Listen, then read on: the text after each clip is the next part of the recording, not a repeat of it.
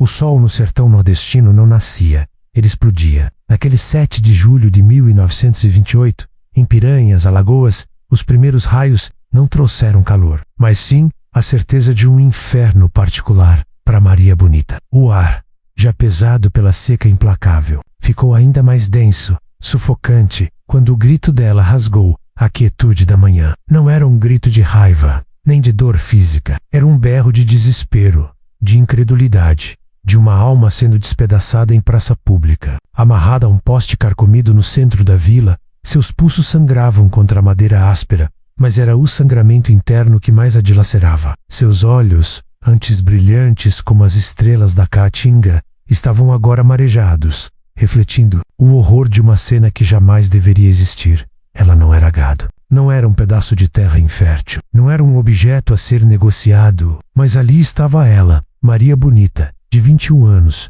a flor mais rara daquele sertão castigado, sendo leiloada. A humilhação era um manto pesado que a cobria, mais sufocante que o calor de 40 graus que já torrava a pele. A praça de Piranhas, geralmente um burburinho de vozes e risos matinais, estava silenciada, paralisada pelo espetáculo macabro. Ninguém ousava respirar alto. Ninguém ousava olhar diretamente para ela, temendo a ira do homem que orquestrava tudo, o coronel Epaminondas. Um troglodita corpulento com um bigode farto que parecia esconder um ninho de aranhas, fumigava um charuto cubano, exalando um aroma adocicado que contrastava grotescamente com a amargura da cena. Seus olhos, miúdos e malignos, percorriam o corpo de Maria Bonita com a avidez doentia, a impaciência de um predador que fareja a presa. Um sorriso sádico e repulsivo brincava em seus lábios grossos, enquanto ele aguardava o clímax da sua mais nova aquisição, El Aquaria. E o sertão sabia que o coronel sempre conseguia o que queria: 7 contos de réis. Quem dá mais? Bradou o leiloeiro, um homem pequeno e suado, cuja voz estridente ecoava como um martelo batendo na alma de Maria. 7 contos de réis por uma vida. A cada oferta, a cada murmúrio dos poucos presentes que ousavam participar daquele circo de horrores, o desespero de Maria Bonita se aprofundava. Ela seria vendida, entregue como um pedaço de carne, para um homem cuja crueldade não era boato, mas uma lenda sussurrada com medo nos povoados vizinhos. Um nome que fazia crianças chorarem e adultos empalidecerem.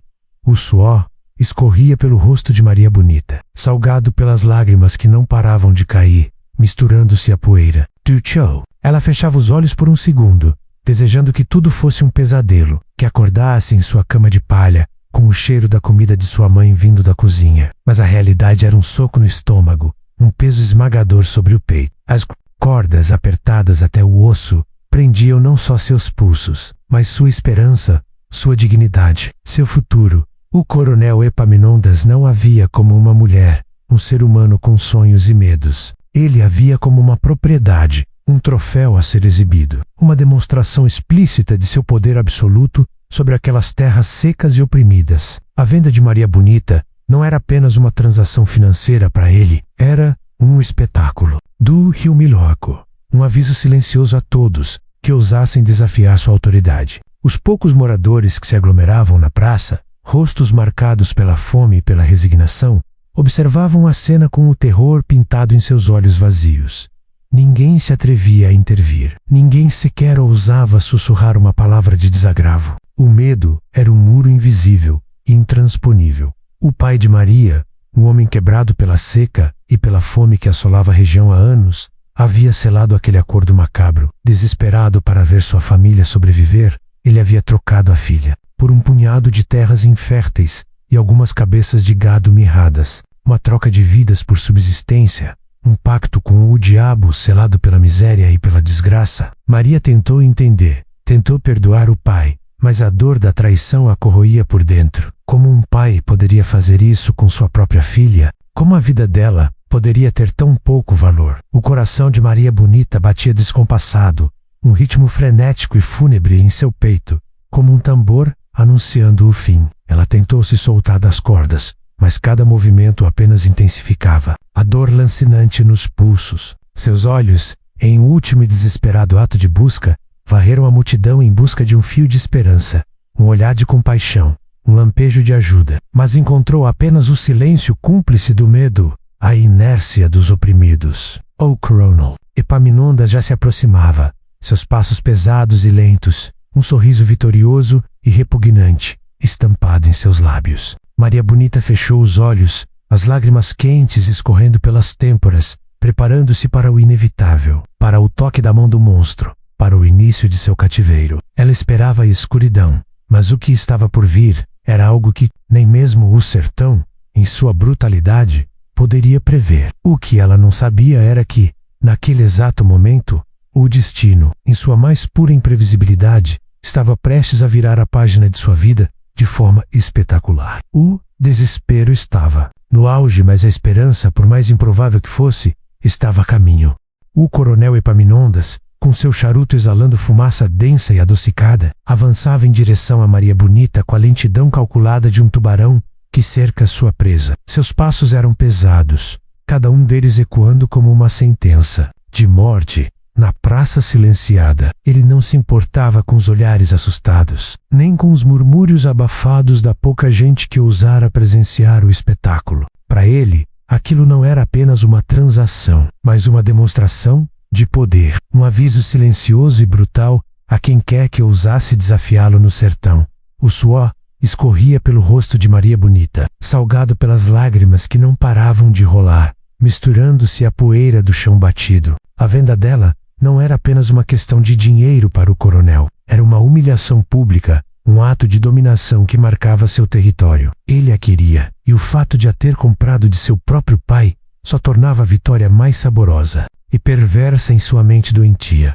Maria tentou se libertar das cordas que apertavam seus pulsos até o osso. A dor física era intensa, mas a dor da alma, a sensação de ser um objeto sem valor, era infinitamente pior. Ela puxava, retorcia-se, mas as amarras eram firmes, e a cada movimento, a carne se abria um pouco mais, o sangue fino manchando a madeira áspera do poste. Seus olhos desesperados varriam a multidão, em busca de um único olhar de compaixão, um lampejo de esperança, mas só encontrava o silêncio cúmplice do medo em rostos pálidos e resignados. Ninguém se atrevia a intervir. Nenhum mouse levantar a voz. O poder do coronel era uma sombra que cobria a todos.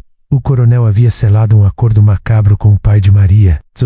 Aquele homem, antes forte e orgulhoso, havia sido quebrado pela seca implacável que castigava o sertão há 3 longos anos. A fome, uma visita indesejada e constante, havia batido à porta da pequena choupana da família, levando a dignidade e a esperança, em troca de um punhado de terras inférteis, já ressecadas e esturricadas pela falta de chuva, e algumas cabeças de gado mirradas, que mal se aguentavam em pé. Zé Caboclo havia entregado sua filha, sua própria carne e sangue. O coronel Epaminondas soltou uma gargalhada rouca e desdenhosa, que ecoou pela praça, abafando os gemidos de Maria Bonita. Aquele som era um golpe final em sua já fragilizada alma. Ele estendeu a mão, uma mão grande e áspera, pronta para agarrá-la e levá-la para o que ela sabia que seria seu inferno particular. Maria Bonita fechou os olhos, as lágrimas quentes escorrendo pelas têmporas, preparando-se para o toque iminente, para o fim de tudo o que ela conhecia.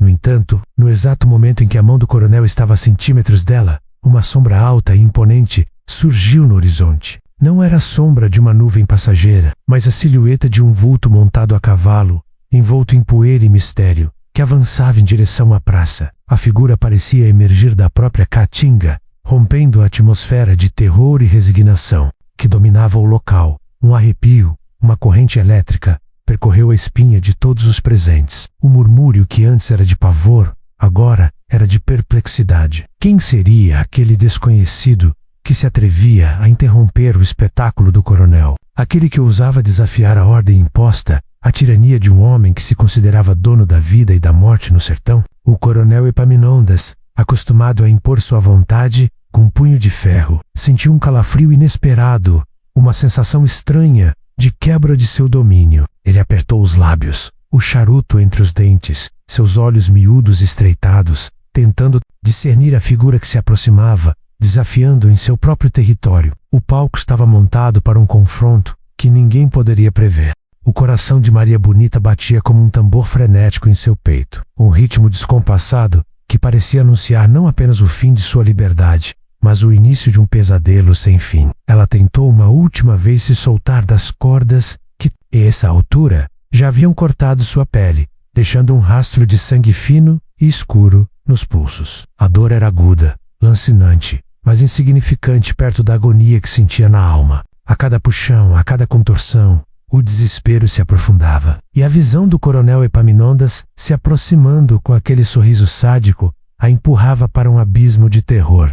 Seus olhos, antes cheios de vida e de um brilho desafiador, agora estavam marejados, suplicando silenciosamente por qualquer sinal de ajuda. Ela varreu a pequena multidão que se aglomerava na praça, rostos marcados pela poeira e pela resignação, buscando um único fio de esperança. Um olhar de compaixão, um gesto de solidariedade, qualquer coisa que indicasse que ela não estava completamente sozinha, mas encontrou apenas o silêncio cúmplice do medo. Os olhares eram desviados, os pés se arrastavam inquietos, e os murmúrios eram tão baixos que mal podiam ser ouvidos. Ninguém ousava encarar o coronel, muito menos intervir em seus negócios. O coronel Epaminondas, com sua imponência repugnante e seu charuto, que exalava uma fumaça adocicada, já estava a poucos passos dela. Sua mão, grande e áspera, estendeu-se, pronta para agarrá-la, para clamar sua posse de forma definitiva. Maria Bonita fechou os olhos,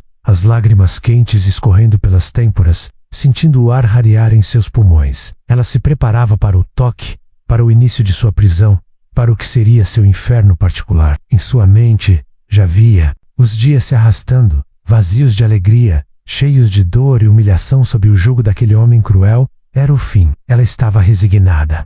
Mas o destino, caprichoso e imprevisível como o vento no sertão, tinha outros planos. No exato instante em que a mão do coronel estava a centímetros de tocar Maria Bonita, uma sombra imponente e inesperada surgiu. Não era a sombra de uma nuvem passageira, que ofereceria um breve alívio do sol escaldante, mas a silhueta de um vulto montado a cavalo, envolto em uma nuvem de poeira. A figura avançava com uma determinação inabalável, rompendo a atmosfera de terror e resignação que dominava a praça. O cavalo, um alazão forte e altivo, parecia emergir da própria caatinga, galopando em direção ao centro da vila com uma velocidade surpreendente. O cavaleiro, um homem de estatura impressionante, usava um chapéu de couro adornado com moedas antigas que brilhavam fracamente sob o sol inclemente. Parte de seu rosto estava oculta pela aba do chapéu, mas seus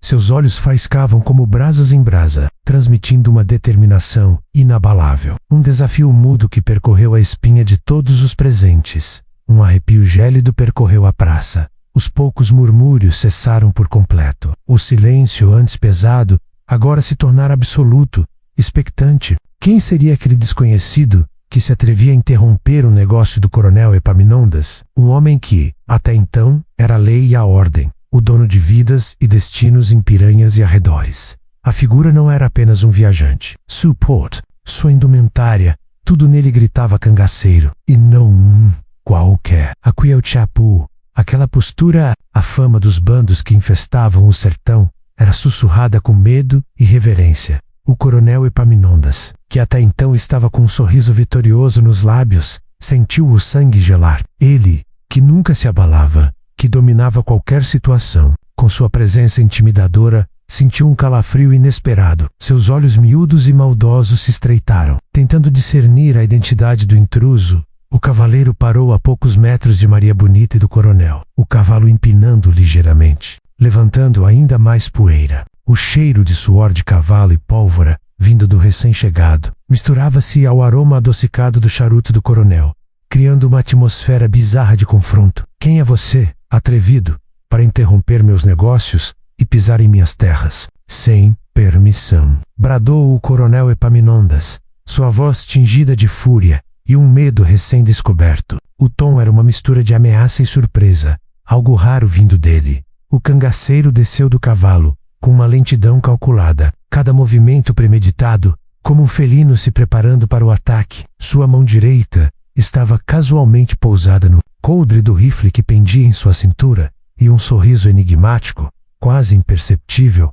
brincava em seus lábios secos. Ele não respondeu imediatamente. Seus olhos penetrantes percorreram a praça, avaliando a jagunçada do coronel, o povo aterrorizado, e finalmente fixaram-se em Maria Bonita, que o olhava com uma mistura de medo, esperança e uma curiosidade avassaladora. O silêncio foi quebrado apenas pelo vento que sussurrava nas folhas secas e pelo batimento frenético do coração de Maria.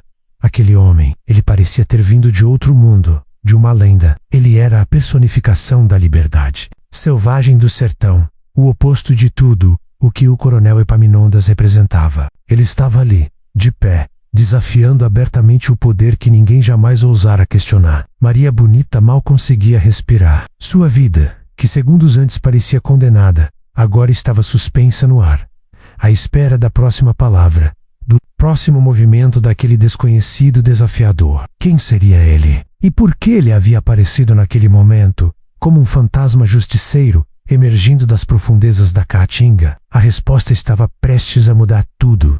O silêncio na Praça de Piranhas era tão denso que se podia quase tocá-lo. O sol do sertão, implacável, castigava a pele, mas a verdadeira queimação estava nos olhos fixos no homem que acabara de descer do cavalo, o coronel Epaminondas. Habituado a ser o centro de todo o medo e respeito naquela região, sentiu um desconforto crescente. Sua mão, que estava prestes a agarrar Maria Bonita, paralisou no ar. A arrogância que lhe era tão peculiar começou a ceder lugar a uma pontada de incerteza, algo que ele não sentia há muito tempo. O cangaceiro, com sua postura altiva e o rifle casualmente pendurado, olhou diretamente para o coronel. Não havia hesitação em seus olhos faiscantes, apenas uma calma perigosa. Seus lábios secos, antes marcados por um sorriso enigmático, moveram-se. A voz que saiu grave e ressonante cortou o ar como uma lâmina afiada, alcançando cada canto da praça e cada alma ali presente. Eu sou Lampião, disse o homem, e o nome ecoou pelo ambiente como um trovão distante, carregado de lendas, de medo e de uma liberdade selvagem que o sertão, em sua desgraça, tanto ansiava e temia. A declaração foi Amgol. Um sussurro de pavor se espalhou pela multidão, que antes estava apenas curiosa. Lampião, o rei do cangaço em pessoa, não era um jagunço qualquer, um assaltante de beira de estrada. Era o homem cujas façanhas e crueldades eram contadas, do boca em boca, cujas baladas eram cantadas em segredo, cujas aparições eram presságios de sangue ou de um tipo estranho de justiça. O coronel Epaminondas empalideceu. O charuto caiu de seus lábios, batendo no chão empoeirado, sem que ele sequer percebesse. Seu corpo corpulento enrijeceu, e a fúria que o consumia foi momentaneamente substituída por um choque avassalador. Maria Bonita ergueu a cabeça, seus olhos arregalados. O nome Lampião vibrou em sua mente, uma mistura de espanto e uma faísca de esperança que ela mal ousava reconhecer. De um lado, o destino de ser vendida para um monstro. Do outro, o rei do cangaço, o demônio do sertão, que de alguma forma estava ali por ela. A ironia era cruel, mas a possibilidade de escapar do coronel era a única coisa que importava. Lampião deu um passo à frente, sua presença dominando o espaço. Seu olhar voltou-se para Maria, e por um instante, um fio invisível pareceu conectar os dois, uma centelha de reconhecimento em meio ao caos. Ele então virou-se novamente para o coronel, a voz ainda mais baixa, mas com uma intensidade que fazia os pelos do braço se eriçarem. E essa mulher, ela é minha. A reivindicação audaciosa de Lampião ecoou pela praça, silenciando de vez qualquer murmúrio. A palavra minha, dita com aquela convicção, não era uma posse de um comprador, mas a afirmação de um direito, de uma vontade inquebrantável. Lampião havia reivindicado Maria Bonita como sua, desafiando abertamente o poder do coronel. E a ordem estabelecida era um insulto público, uma afronta que exigia sangue. O coronel Epaminondas, recuperando a compostura com um esforço visível, soltou uma risada sarcástica e forçada, que mais parecia um grunhido raivoso. Ele não podia aceitar tal humilhação. Seu ego, maior que o próprio sertão, estava sendo ferido mortalmente.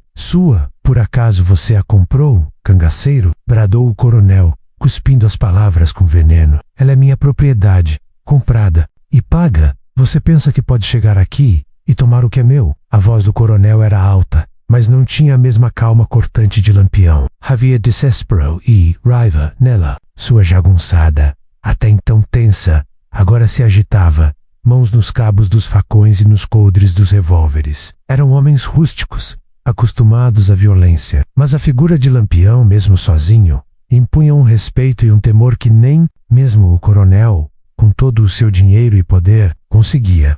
Lampião deu mais um passo à frente, diminuindo a distância entre ele e o coronel. Um sorriso enigmático, quase divertido, surgiu em seus lábios. Seus olhos, antes faiscantes, agora brilhavam com uma malícia calculada. Não compro almas, coronel, disse Lampião. A voz um sussurro que paradoxalmente alcançou a todos com uma clareza assustadora. Eu as liberto. Aquelas palavras foram como um raio. Eu as liberto. O coronel Epaminondas, em sua ignorância e prepotência, não percebeu a profundidade da declaração de Lampião. Maria Bonita, no entanto, sentiu a faísca. Uma chama tênue, mas persistente, acendeu-se em seu coração. A ideia de liberdade, uma palavra que ela havia esquecido o significado, agora pairava no ar, trazida por um cangaceiro. O rei do cangaço, o fora da lei mais temido do sertão, estava ali para libertar lá. A ironia era gritante, mas a esperança desesperada. Agarrava-se a ela com unhas e dentes. Ela observou a cena com uma mistura de medo e fascínio. A jagunçada do coronel estava em alerta, armas em punho, mas hesitavam em se mover contra o lendário Cangaceiro. O povo, antes paralisado pelo medo, agora observava com um misto de apreensão e expectativa. A chegada de Lampião havia perturbado a ordem, criado uma rachadura no domínio do coronel, uma abertura, uma chance de reviravolta no destino cruel de Maria Bonita. O sertão aguardava, prendendo a respiração para ver como aquele duelo de vontades se desenrolaria. O ar vibrava com a promessa de violência, mas também, pela primeira vez em muito tempo, com a promessa de uma escolha. Lampião não estava ali para negociar. Ele estava ali para tomar o que, em sua visão, já era dele por direito: a liberdade de uma alma oprimida.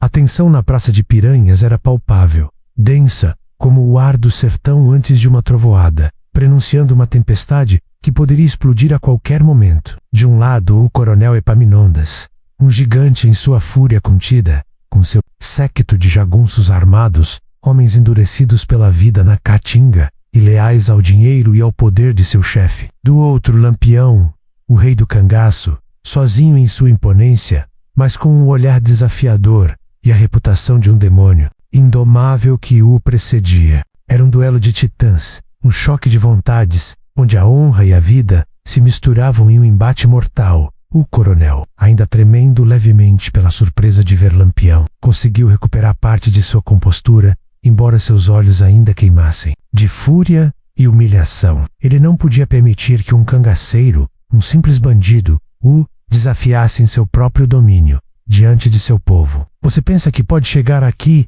e me desmoralizar, cangaceiro? Bradou o coronel Suavas Ruca, de raiva.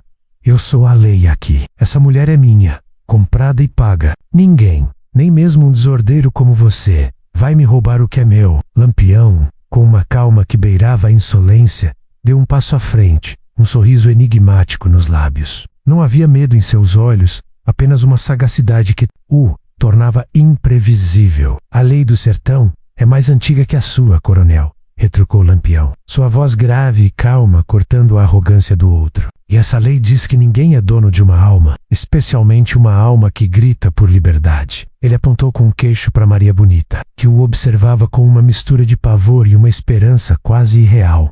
A jagunçada do coronel agitou-se, mas ninguém se moveu. O nome Lampião tinha um peso, uma aura de invencibilidade, que até os mais corajosos hesitavam em desafiar. Eles conheciam as histórias, os massacres, a crueldade e a astúcia lendárias do cangaceiro. Atirar em Lampião era assinar a própria sentença de morte, ou pior, a de sua família. A tensão era tão espessa que Maria Bonita sentiu dificuldade em respirar. Seus pulsos, ainda amarrados, ardiam, mas sua mente estava em turbilhão. Aquele homem, Lampião, ele era a personificação da rebeldia, o avesso de tudo o que o coronel representava. Ele a queria libertar. O que isso significava para ela? De uma prisão para outra, talvez, mas a escolha entre o coronel e Lampião, por mais insana que parecesse, era uma chance. De repente, Lampião ergueu uma das mãos, um gesto que silenciou a todos. O sorriso em seus lábios se alargou, revelando uma série de dentes brancos. Ele tinha um plano, e a calma com que o expunha era assustadora. Coronel, disse Lampião, sua voz agora quase um convite. Vamos resolver isso de homem para homem. Nada de derramamento de sangue desnecessário. Eu não vim aqui para uma guerra. Vim para uma disputa. O coronel Epaminondas o observou com desconfiança. Que tipo de disputa, cangaceiro? Um desafio, respondeu Lampião, os olhos brilhando. Com malícia, de pontaria, eu e você, um alvo. Quem acertar o alvo com mais precisão, leve a murra. Simples assim. Você é um homem de mira, não é, coronel? Ou sua fama é só de boca? A proposta inusitada deixou o coronel em choque por um segundo, antes de uma risada sarcástica e gutural escapar de sua garganta. Era uma armadilha, ele pensou. Lampião era conhecido por sua astúcia, por seus truques, mas ao mesmo tempo, o coronel era um atirador exímio, orgulhoso de sua mira. Recusar o desafio seria admitir covardia, e isso seria uma humilhação ainda maior do que qualquer outra. Seria ceder ao cangaceiro. Ele não podia. A reputação, o respeito baseado no medo, tudo estava em jogo. Um desafio de pontaria? Zombou o coronel, tentando parecer desinteressado, mas havia um brilho competitivo em seus olhos. Você tem coragem, cangaceiro? Eu lhe dou isso, mas sua arrogância vai te levar ao túmulo. Assim, escolha o alvo, e veremos quem é o verdadeiro atirador. Maria Bonita sentiu um nó na garganta. Sua vida, agora, dependia da mira de dois homens. Um duelo insano, sem sentido, em que ela era o prêmio. Uma reviravolta tão abrupta que ela mal conseguia processar. De um objeto de leilão, ela se tornava o alvo de uma aposta de morte e honra. Lampião apontou para um balde de ferro velho que estava abandonado perto da feira, a uns 50 metros de distância. Aqui baldioli, um tiro para cada. Quem acertar mais perto do centro, leva a mulher e a paz. Quem perder se retira e jura nunca mais incomodá-la. O coronel sorriu, confiante. O balde era um alvo fácil para sua experiência. Feito, cangaceiro. Prepare-se para ver um profissional em ação. A multidão, que antes estava paralisada pelo medo, agora se agitava com uma excitação mórbida. Um duelo entre o coronel e Lampião, com uma mulher como prêmio, era algo que seria contado por gerações. O sol do Maio-Dé castigava a praça, e a tensão era cortante como a lâmina de um punhal. Os dois homens se posicionaram, suas armas prontas, os olhos fixos no balde enferrujado. O destino de Maria Bonita estava prestes a ser decidido por um tiro certeiro, ou uma falha, e o sertão, silencioso, aguardava o veredito.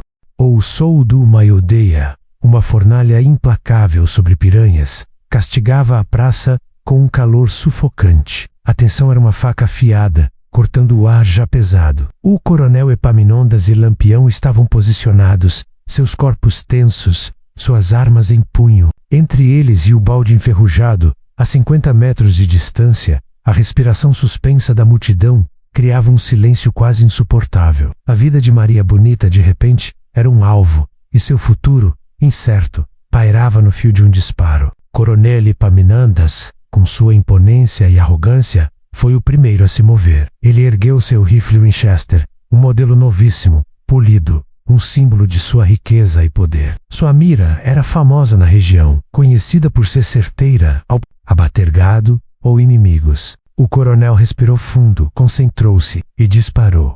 O estampido seco ecoou pela praça, fazendo alguns pássaros voarem assustados. A Bela Zum Noah Hari, em um instante que pareceu uma eternidade, atingiu o balde. Um pedaço de metal enferrujado voou pelo ar, e um tinido fraco ressoou. O tiro havia raspado a borda superior do balde, arrancando um pedaço. Não foi no centro, mas foi um acerto, e a multidão soltou um suspiro coletivo, uma mistura de alívio e expectativa. O coronel sorriu, convencido de sua vitória, e olhou de esguelha para Lampião, um brilho de triunfo em seus olhos miúdos. Sua vez, cangaceiro, provocou o coronel, a voz rouca, cheia de escárnio.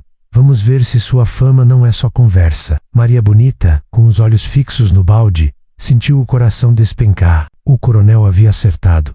Não no centro, mas havia acertado. Será que Lampião conseguiria algo melhor? Uma ponta de desespero a atingiu, a lembrança de seu destino se aproximando novamente. Lampião, por sua vez, não demonstrou emoção alguma. Ele observou o balde com a mesma calma calculada de antes, como se estivesse avaliando a vida de um inseto. Seu rifle, mais antigo e com marcas de uso, parecia uma extensão de seu braço. Aquele homem não exibia sua arma. Ele a dominava. Ele respirou lenta e profundamente, seus olhos afiados, quase felinos, fixos no pequeno ponto que ele havia escolhido no centro do balde. Ele não mirava com pressa, mas com uma precisão que beirava a arte. A multidão prendeu a respiração. O silêncio era absoluto, quebrado apenas pelo vento que sussurrava nas folhas secas das árvores. Lampião ergueu o rifle, seu corpo tenso, mas seus movimentos eram suaves, quase imperceptíveis. Ele não parecia um homem atirando, mas um predador calculando o bote final. E então, o disparo, o tiro de Lampião, não foi apenas um estampido. Foi um rasgo no ar, mais seco, mais agudo que o do coronel. A bala, quase invisível, voou em linha reta. Desta vez, não houve pedaços de metal voando, nem o tinido estridente de um raspão. Houve um som diferente, mais suave, um ploque abafado, seguido por um pequeno vazamento de água do balde. Um grito de espanto e admiração ecoou pela praça. O tiro foi certeiro, perfurando o centro exato do balde, deixando um orifício limpo. E a água começou a escorrer em um filete constante, uma prova inquestionável da maestria do cangaceiro. A mandíbula do coronel Epaminondas caiu. Seus olhos, antes cheios de triunfo, agora estavam arregalados de incredulidade e fúria. Ele havia sido humilhado, não apenas por ter perdido o duelo, mas por ter sido superado em sua própria especialidade, diante de seu próprio povo e de sua jagunçada. A reputação de sua mira impecável, da qual tanto se gabava, fora pulverizada por um bandido. Por Lampião, sua raiva era palpável, fervendo como lava vulcânica. Ele sentiu o sangue ferver nas veias, a humilhação queimando sua face. Isso não é justo! Você trapaceou, cangaceiro! Berrou, descontrolado, sua voz rouca de ódio, o rosto vermelho de fúria. Ninguém atira assim. É impossível. Você é um bruxo. Lampião abaixou o rifle, um sorriso vitorioso e zombeteiro em seus lábios. Seus olhos brilhavam com uma satisfação contida. A vitória dos astutos, coronel, disse Lampião, a voz calma e cortante, e dos que sabem atirar. A Mulha, minha, como prometido. A jagunçada do coronel, antes em alerta,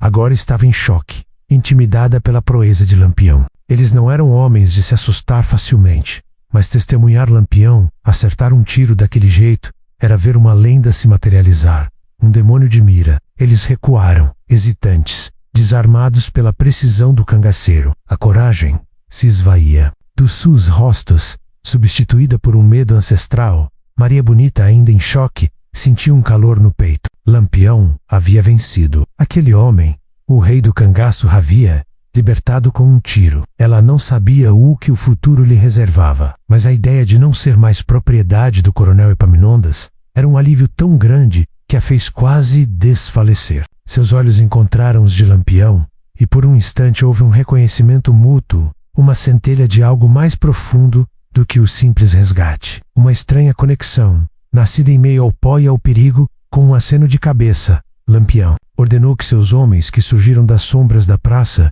desatassem Maria Bonita. Eles eram um bando de cerca de 10 figuras rústicas e armadas, que haviam observado tudo de longe. Um deles se aproximou e, com um corte rápido da faca, libertou os pulsos dela. Maria sentiu o sangue voltar a circular, uma sensação de formigamento, mas também de uma liberdade recém-conquistada. Ela estava livre das amarras do coronel. Lampião estendeu a mão para ela, um gesto que era ao mesmo tempo um convite e uma ordem. Maria Bonita hesitou por um momento.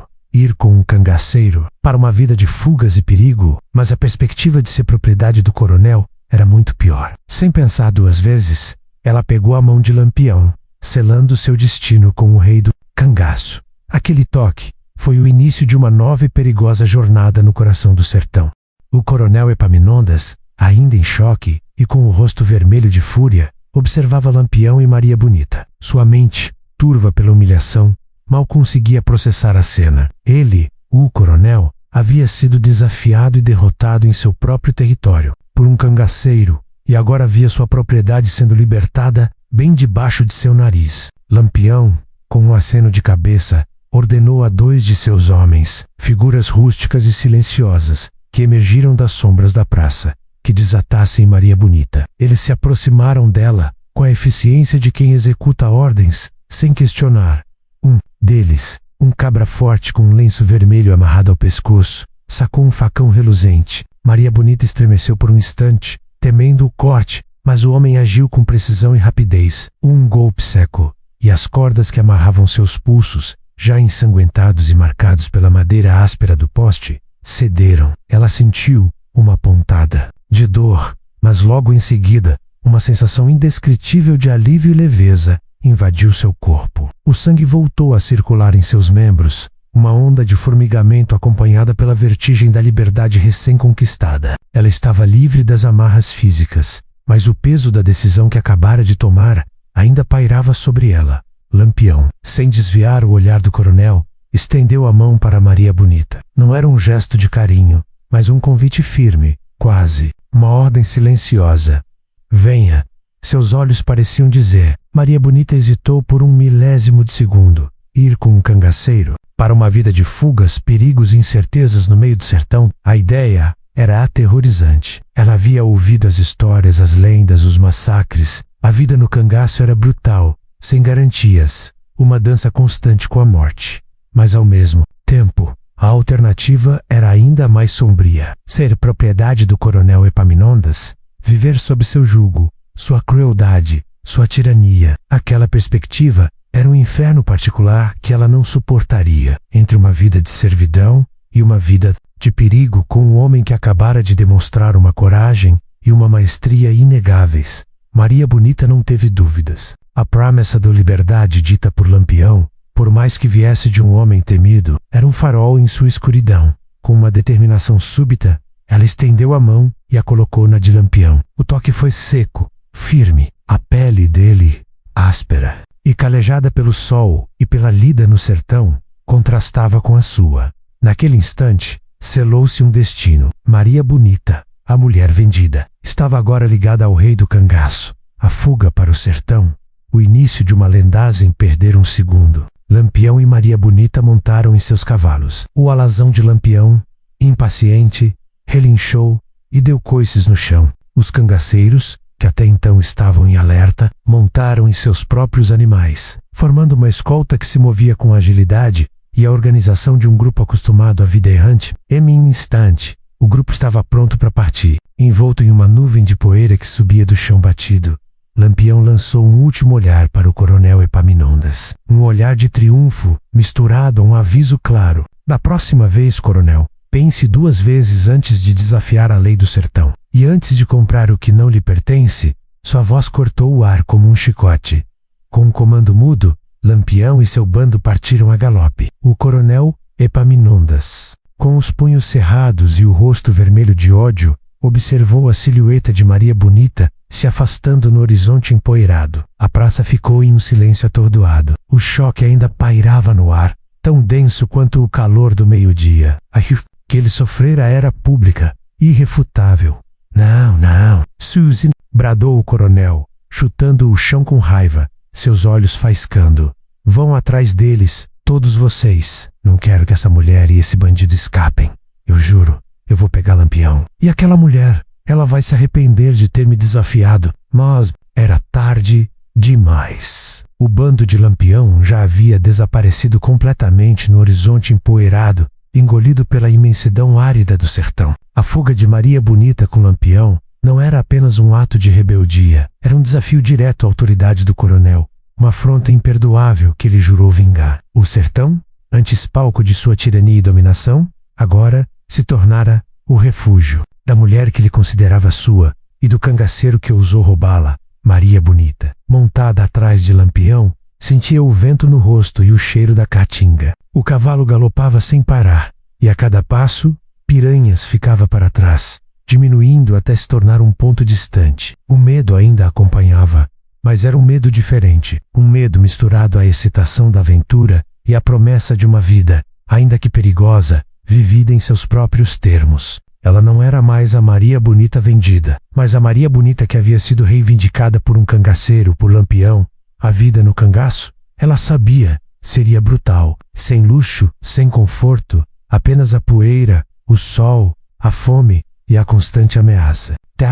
Mas ao mesmo tempo, havia a promessa de uma liberdade selvagem, uma vida sem as correntes de um coronel tirano. Ao lado de Lampião, ela não seria uma escrava, mas uma parceira, talvez até uma rainha. O futuro era incerto, mas pela primeira vez em muito tempo, Maria Bonita sentiu uma ponta de esperança, um vislumbre de que sua vida, mesmo perigosa, poderia ter um novo propósito. A lenda de Maria Bonita e Lampião, a mulher que foi vendida, e o cangaceiro que a reivindicou, estava apenas começando a ser escrita nas areias quentes do sertão. A poeira levantada pelos cascos dos cavalos de Lampião e seu bando era o véu que separava Maria Bonita de sua vida passada. Cada galope era uma pancada no peito, mas também um grito mudo de liberdade. Piranhas, com seus horrores e a figura odiosa do coronel Epaminondas, ficava para trás, diminuindo no horizonte até se tornar um ponto indistinto. À frente, o sertão se estendia, vasto e impiedoso, mas agora, sob o comando de Lampião. Ele se apresentava não como uma prisão, mas como um refúgio, um desafio. A vida no cangaço, Maria Bonita logo descobriria, era uma existência brutal.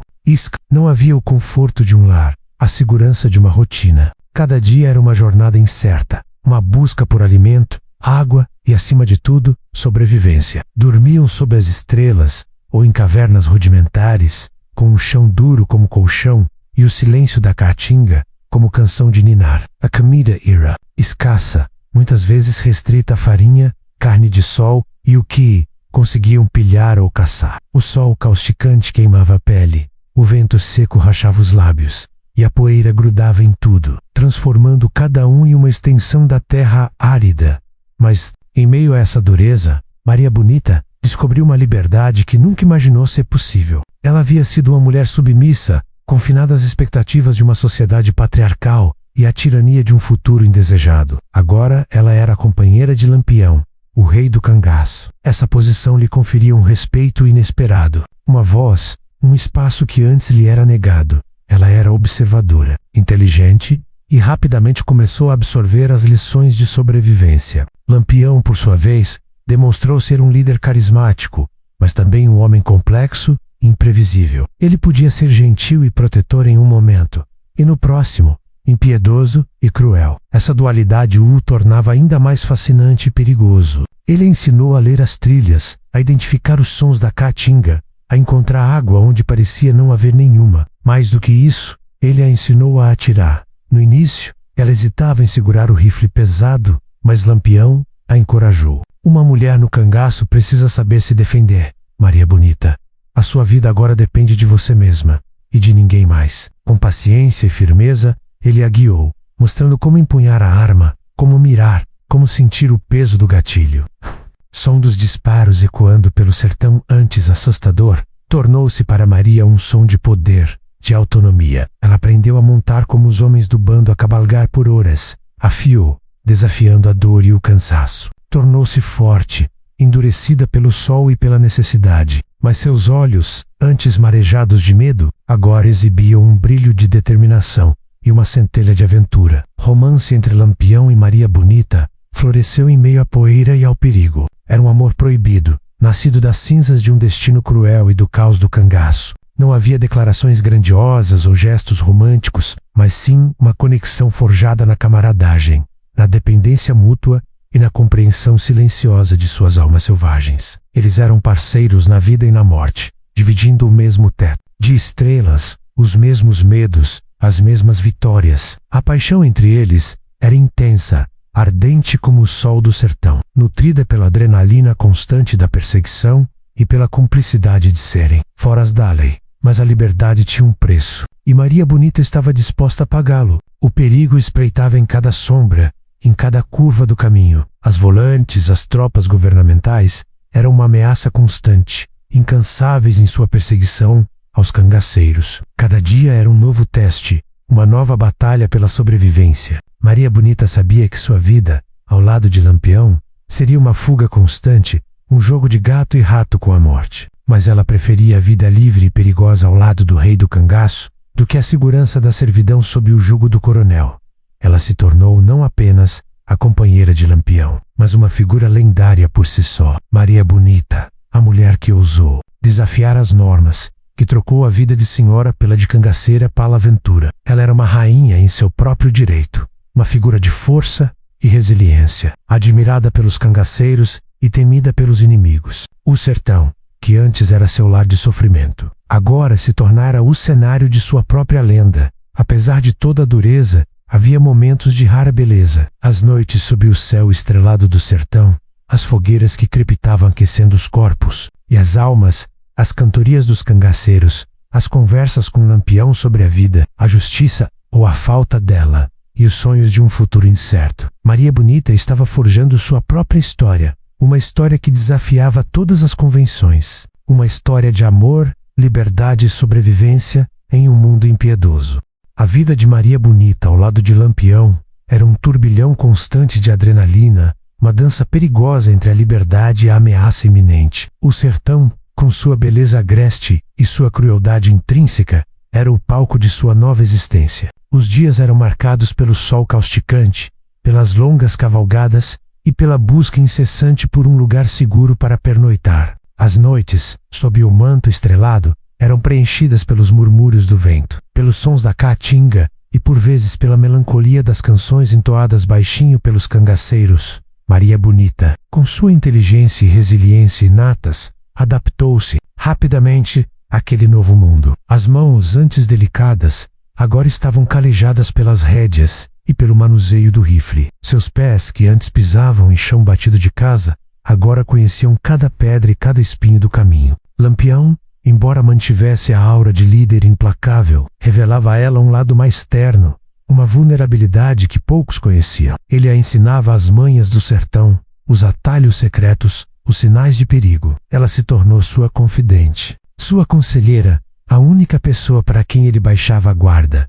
No entanto, a cada pôr do sol, a sombra do perigo se alongava. O coronel Epaminondas, movido por uma sede insaciável de vingança e uma honra ferida, não deu trégua. A humilhação de ter sido derrotado por Lampião em praça pública, de ter sua propriedade roubada, o consumia. Sua raiva era um fogo que ardia sem cessar, alimentando uma perseguição implacável. Ele não poupava recursos nem esforços. Enviava seus jagunços mais leais, homens tão cruéis quanto ele, para vasculhar cada palmo de terra, cada grotão. Mas, mais do que isso, ele selava alianças. O coronel usava sua influência e seu dinheiro para cooptar as volantes, as temidas tropas governamentais, cuja missão era justamente erradicar o cangaço. Essas alianças eram um pesadelo constante. As volantes eram bem armadas, organizadas e incansáveis. Seus ataques eram súbitos e brutais, transformando acampamentos tranquilos em cenários de tiroteios e carnificina.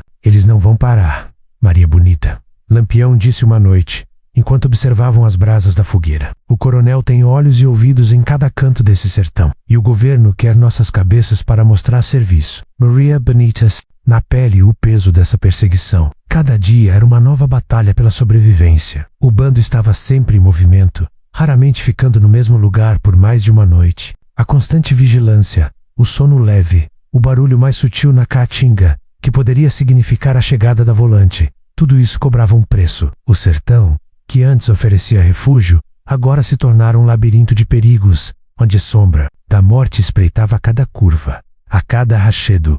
Os confrontos eram frequentes. O som dos tiros ecoava pelas serras, e a poeira e o cheiro de pólvora se misturavam no ar. Maria Bonita, antes apenas observadora, agora participava ativamente das defesas. Sua mira, treinada por Lampião, tornara-se surpreendentemente precisa. Ela lutava lado a lado com os homens, demonstrando uma coragem que muitas vezes superava a deles. Não era apenas por Lampião, era por sua própria vida, pela liberdade que ela havia conquistado a um custo tão alto.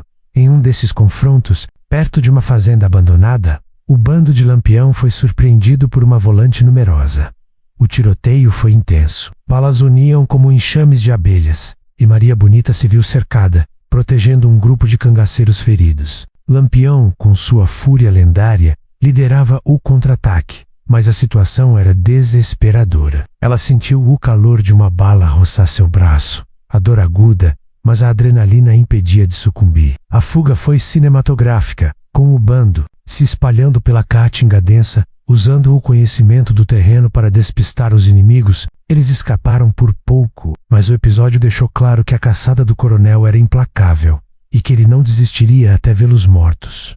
O amor de Maria Bonita e Lampião era testado a cada instante, sob o fogo cruzado e a constante ameaça. Era um amor forjado na adversidade, onde cada beijo podia ser o último, cada abraço uma despedida. Eles não tinham a segurança de um lar, mas tinham a certeza um do outro, um porto seguro em meio ao mar de incertezas. A paixão entre eles, nascida em um ato de rebeldia, crescia e se fortalecia a cada perigo superado, a cada amanhecer que eles conseguiam ver juntos.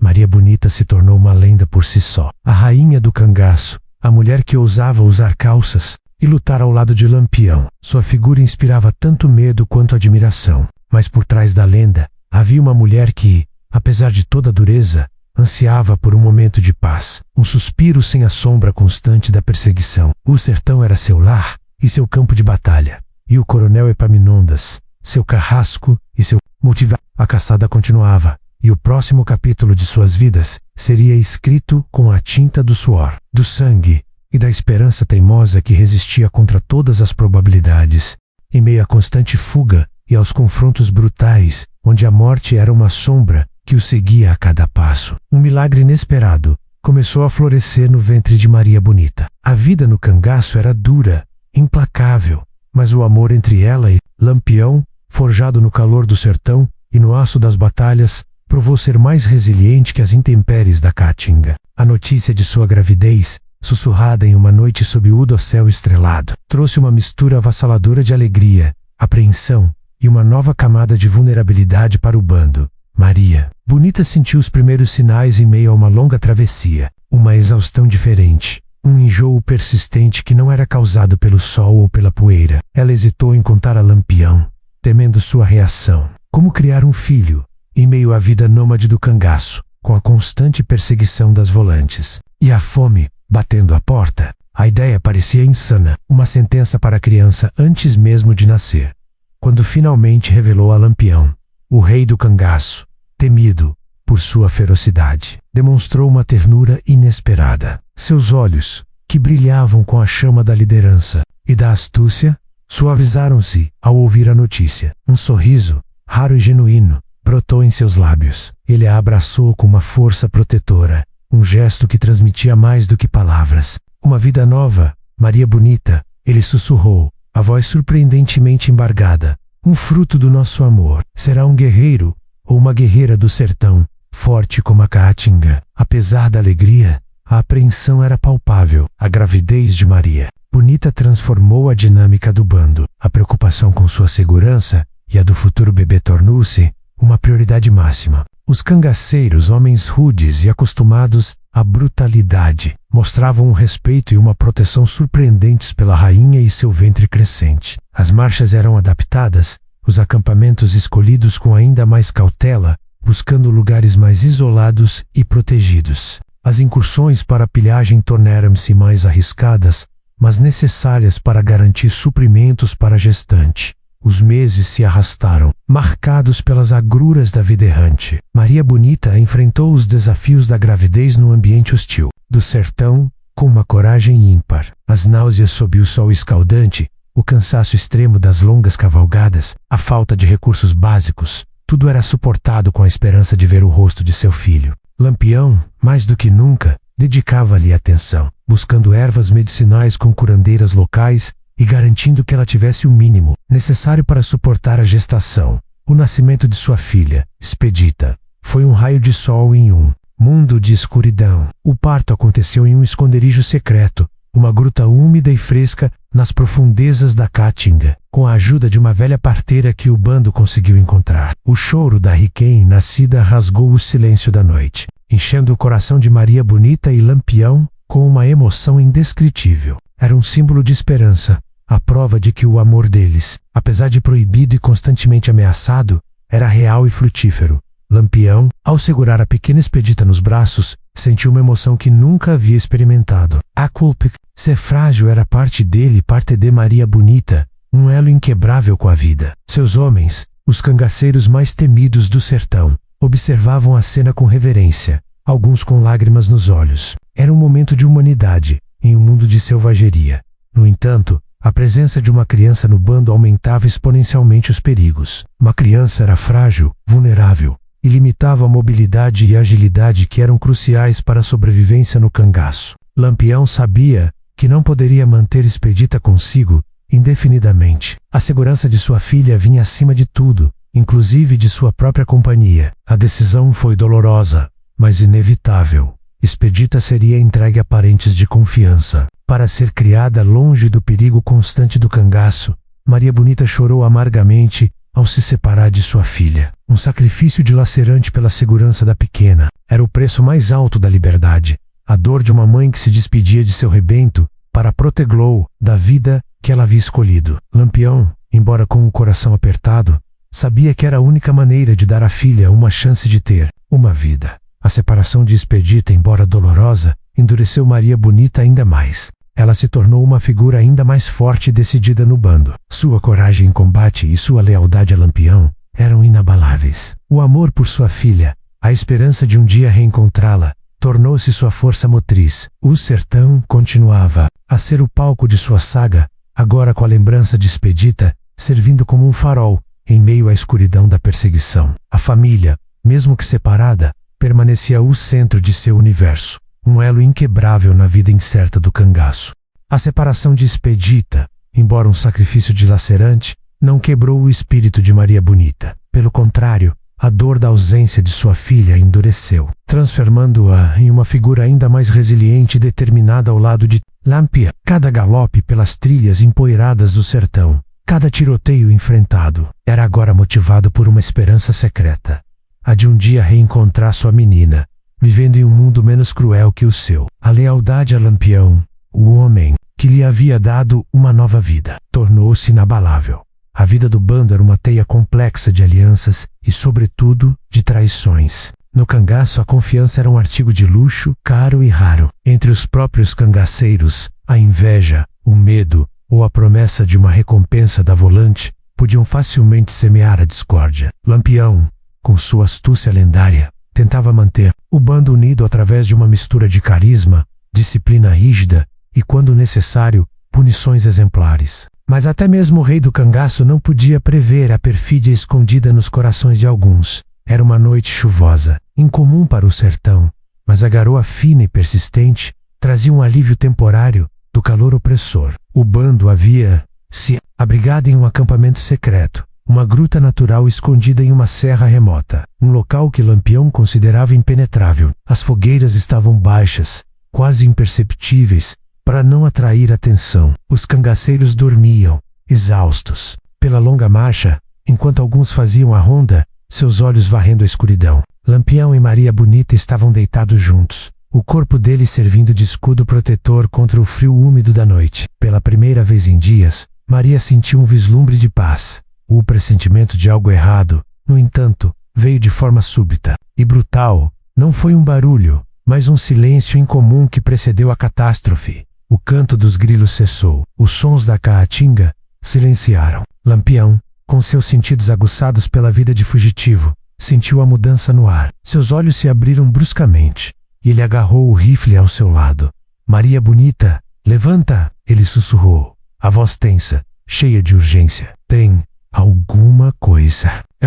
Antes que ela pudesse sequer se levantar por completo, a noite explodiu. Tiros rasgaram a escuridão, acompanhados por gritos de guerra e o som pesado de passos rápidos se aproximando. Eram as volantes, em número esmagador, e elas sabiam exatamente onde estavam. Não era um ataque aleatório. Era Circle. Tracker. O grito rouco de Lampião ecoou pelo acampamento, misturando-se aos estampidos dos rifles e aos gritos dos cangaceiros que acordavam em pânico. O bando estava despreparado, pego de surpresa em seu próprio esconderijo. Maria Bonita rolou, buscando cobertura atrás de uma rocha, seu rifle já em punho. Seu coração batia descompassado, e o cheiro de pólvora e terra molhada invadiu suas narinas. Ela viu seus companheiros caindo, atingidos pelas balas que vinham de todas as direções. Era uma carnificina. Lampião, apesar da surpresa, reagia com a ferocidade de um leão encurralado. Ele disparava com uma precisão mortal sua figura imponente, cortando a escuridão enquanto ele gritava ordens aos seus homens. Dispersem, recuem para a Caatinga. Protejam a retaguarda. Aqueuetac. Maria Bonita sabia.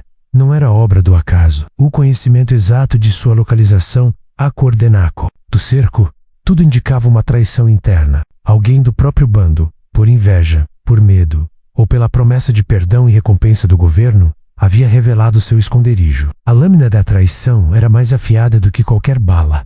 A chuva continuava a cair, misturando-se ao sangue, que começava a manchar o chão rochoso. Os lampejos dos tiros iluminavam a cena macabra, revelando rostos de terror e dor. Maria Bonita atirava com precisão, cobrindo o Lampião e os poucos cangaceiros que ainda resistiam. Sua determinação era férrea, alimentada pelo instinto de sobrevivência e pelo amor por aquele homem que lutava ao seu lado. O Coronel Epaminondas, liderando a volante, emergiu da escuridão, seu rosto grotesco iluminado pelos clarões dos disparos. Um sorriso sádico se espalhava por seus lábios enquanto ele observava o massacre.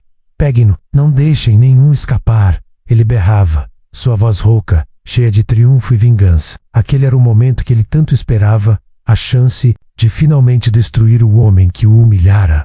O cerco se fechava inexoravelmente. Os cangaceiros, em menor número e pegos de surpresa, estavam sendo esmagados. Lampião, ferido no braço, continuava a lutar com uma fúria desesperada. Ele sabia que aquele poderia ser o fim. Ele se virou para Maria Bonita, seus olhos faiscando, um alerta silencioso. Eles precisavam escapar. Pelo menos ela. A traição havia chegado de onde menos esperavam, de dentro de suas próprias fileiras. A lealdade havia se rompido, e o preço disso seria pago com sangue. A noite, que prometia ser um refúgio, transformou-se em um cenário de morte e desespero. O sertão, testemunha de tantas vidas e mortes, agora assistia ao que prometia ser o último e mais brutal confronto do rei do cangaço. A gruta que prometia refúgio transformar-se em um inferno sob a chuva. Balas uniam, estilhaçando a rocha e rasgando a folhagem. Lampião, mesmo ferido no braço, lutava com a fúria lendária que o tornara o rei do cangaço. Seus olhos, antes astutos e calculistas, agora brilhavam com uma determinação desesperada. Ele sabia que o cerco era implacável, a traição, um golpe mortal, vindo de dentro. Cada tiro que disparava era um grito de fúria e um lamento pelos homens que caíam ao seu redor. Maria Bonita, uma leoa ferida, lutava lado a lado com ele. Sua mira, que Lampião tanto elogiara, era precisa e mortal. Ela se movia como uma sombra na escuridão, buscando cobertura e revidando o fogo, com uma coragem que superava o medo. O cheiro de pólvora e sangue impregnava o ar, misturando-se ao aroma terroso da chuva. O grito dela, um misto de raiva e desespero, se unia aos estampidos dos rifles. Proteger Lampião, proteger a si mesma e a memória de sua filha, Expedita, era tudo o que importava. Maria Bonita, recua pela brecha, agora. Lampião gritou, sua voz rouca, quase um grunhido. Ele apontava para uma fresta estreita na rocha, um atalho para a caatinga densa que ainda oferecia uma chance de fuga. Eu seguro a retaguarda, mas Maria Bonita se recusou a deixá-lo. Não, eu não vou te deixar, Lampião. Lutimos, juntos, quimos. A lealdade dela era absoluta, forjada nas intempéries e perigos que enfrentaram. O Coronel Epaminondas, com seu rosto grotesco iluminado pelos clarões dos disparos, emergia da escuridão, liderando a volante como um cão de caça sedento. Sorriso sádico se espalhava por seus lábios, macabro em meio ao caos. Ele berrava ordens, sua voz rouca de triunfo e vingança. Peguem-no! Não deixem nenhum escapar! Quero a cabeça do rei do cangaço e daquela vadia que ele roubou. Aquele era o momento que o coronel tanto esperava, a chance de finalmente destruir. O homem que o humilhara, de se vingar da mulher que ousara desafiar seu poder. O ataque era implacável, coordenado por alguém que conhecia os segredos do bando. Os cangaceiros fiéis a Lampião lutavam com a bravura dos condenados, mas eram poucos, exaustos e pegos de surpresa. Um a um, os homens de Lampião caíam, transformando a gruta em um campo de batalha sangrento. O cerco se apertava, e a situação de Lampião e Maria Bonita tornava-se cada vez mais desesperadora. As balas uniam mais perto, algumas atingindo as rochas ao lado deles. Maria sentiu um projétil raspar sua testa, fazendo um corte superficial que sangrava no rosto. Ela mal notou. Sua mente estava focada na luta. Lampião, vendo que a fuga pela brecha era a única chance de Maria, empurrou-a com força para a passagem. Vá, Maria bonita, pela expedita, corra! Seus olhos, ardendo em febre e dor, transmitiam uma urgência desesperada. Ele sabia que um sacrifício era iminente, e ele faria de tudo para que ela vivesse. Maria hesitou, seus olhos suplicando. Ela não queria deixá-lo, mas o olhar de Lampião era irredutível, um adeus silencioso e doloroso. Em um último ato de amor e desespero, ela obedeceu, com o coração partido, mas a mente focada na sobrevivência. Ela se esgueirou pela fresta, a caatinga densa oferecendo uma promessa tênue de escape, enquanto ela desaparecia na escuridão da mata. O som do tiroteio atrás dela se intensificava. O coronel Epaminondas, percebendo a tentativa de fuga, concentrou o fogo em Lampião. O rei do cangaço, ferido e cercado, mas ainda de pé, disparou suas últimas balas protegendo a retaguarda, dando a Maria bonita os preciosos segundos que ela precisava. Um grito, não de dor, mas de uma raiva primal, ecoou de Lampião quando ele foi atingido várias vezes. Ele caiu, mas seus olhos ainda ardiam com a chama indomável que o caracterizava. O coronel Epaminondas se aproximou, o sorriso sádico de vitória em seu rosto.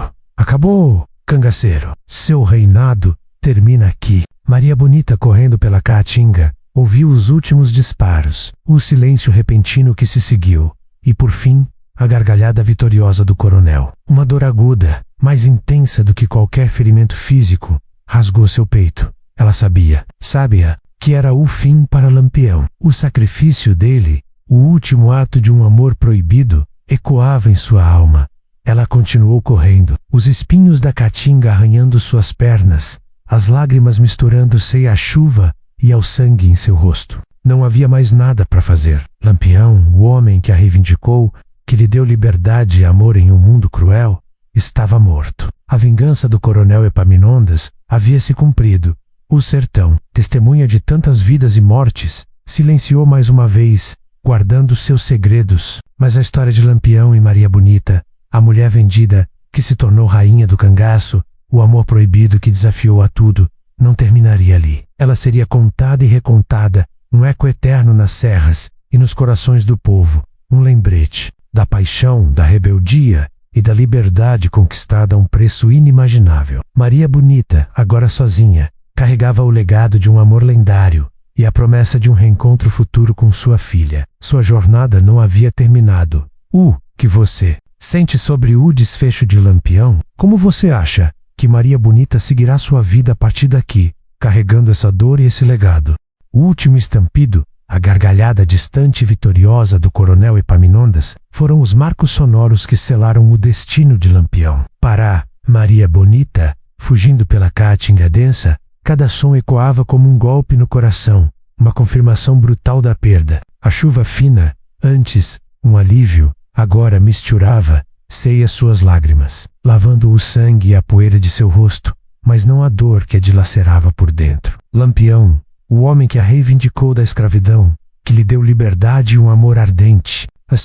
A vingança do coronel havia sido consumada, mas a história, longe de terminar, apenas começava a se transformar em lenda. Maria bonita não parou de correr. O instinto de sobrevivência, aguçado por anos de fuga, e empuxinava. A dor da perda era imensa, mas a promessa Lampião e a memória de sua filha, Expedita, eram seu combustível. Ela era agora a guardiã de um legado, a última testemunha, viva de um amor proibido e de uma vida que desafiou todas as convenções. A caatinga, seu refúgio e seu campo de batalha corrua em sua escuridão, ocultando-a das volantes que se espalhavam como abutres em busca de corpos. Nos dias que se seguiram, Maria bonita vagou sozinha, uma sombra errante no sertão.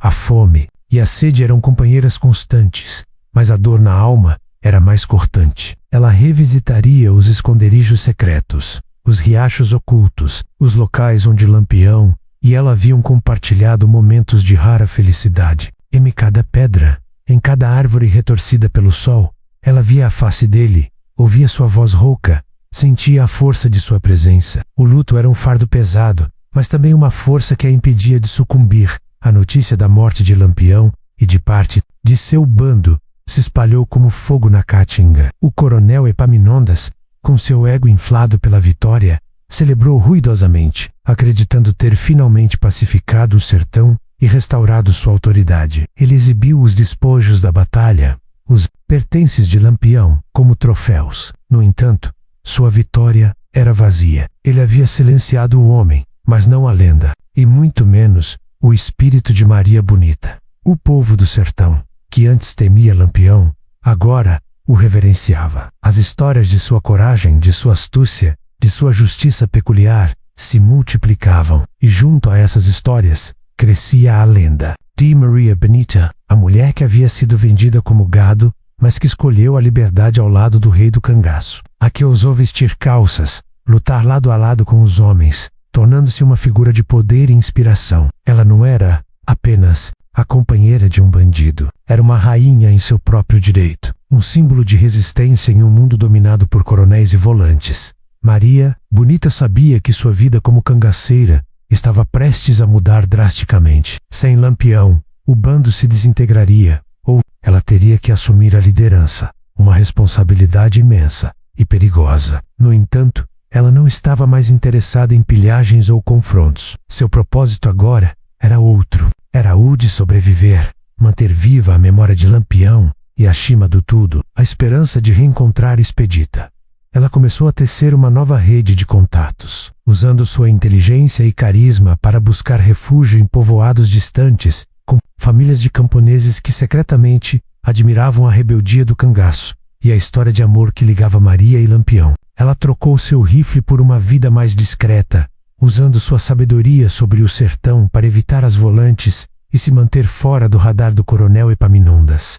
O coronel, apesar de sua vitória, nunca conseguiu apagar a marca que Lampião e Maria Bonita deixaram na memória do povo. A lenda deles era contada nas fogueiras, cantada em modinhas e sussurrada de geração em geração. Eles se tornaram mais do que foras da lei. Eles eram símbolos de uma resistência contra a opressão, uma voz para os desfavorecidos do sertão. Maria Bonita, em seu exílio autoimposto, continuou a viver com o coração partido, mas com a alma indomável. Ela se tornou a guardiã da história, a voz que manteria vivo o legado de seu amor com Lampião. O coronel Epaminondas, por outro lado, envelheceu em sua fazenda, consumido pela raiva e pela certeza de que, apesar de tê-los matado, nunca conseguiu verdadeiramente vencê-los. A lenda de Lampião e Maria Bonita, a mulher vendida que se tornou rainha, o amor nascido na adversidade, continuou a ecoar pelas serras e caatingas do Nordeste, um lembrete eterno de paixão, rebeldia e liberdade. Em um mundo cruel,